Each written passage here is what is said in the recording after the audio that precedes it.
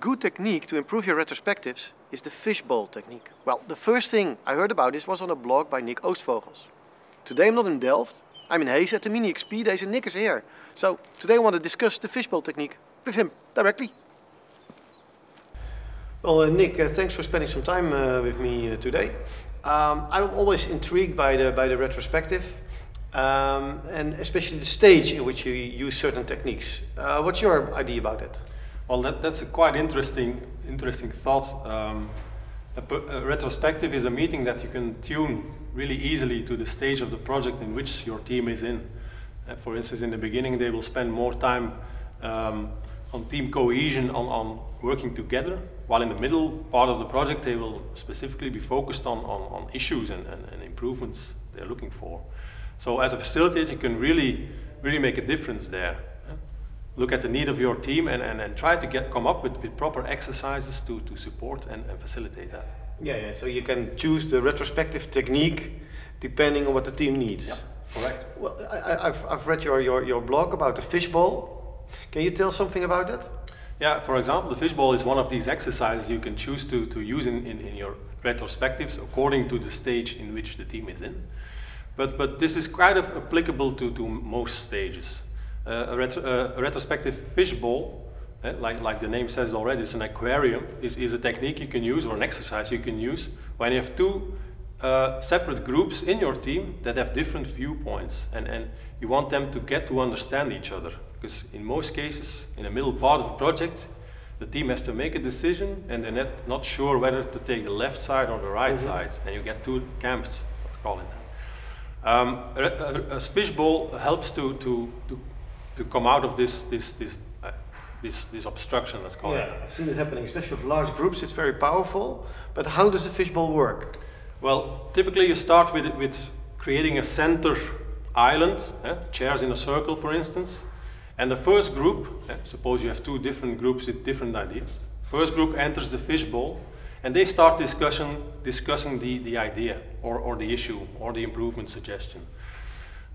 They get a certain time box, and when that time box is finished, they exit the fishbowl and the other group enters. The other group, the first group, stands around and listens, but they can't speak, they can't interrupt. So you get, as a separate group, a chance to discuss your ideas without getting interrupted by the other group. While the others are listening. The others have to listen, but they can't interrupt. So they are kind of forced to hear the entire story, and they will get the opportunity to really understand.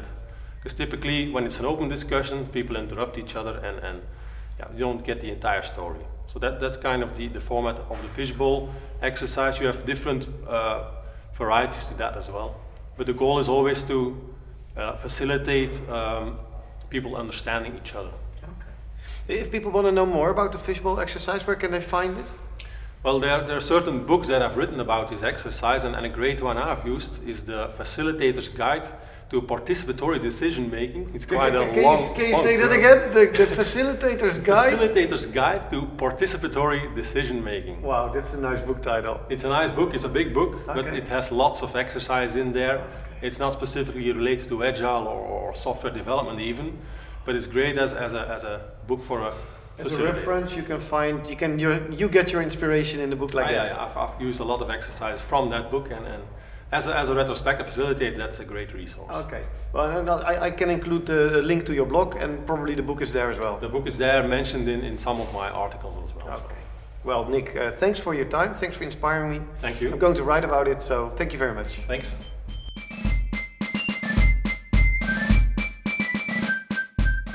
Effective retrospectives are crucial.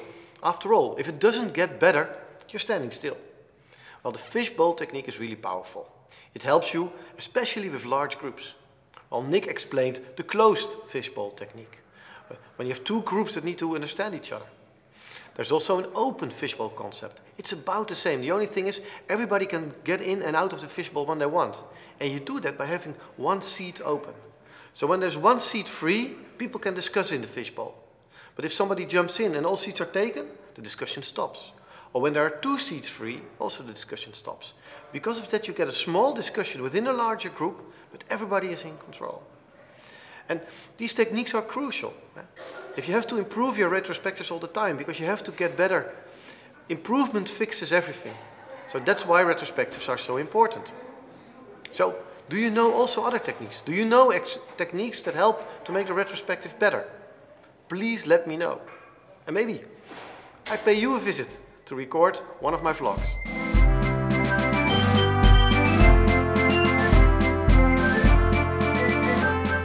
This videoblog is sponsored by Awareness. And Frans, have you taped it?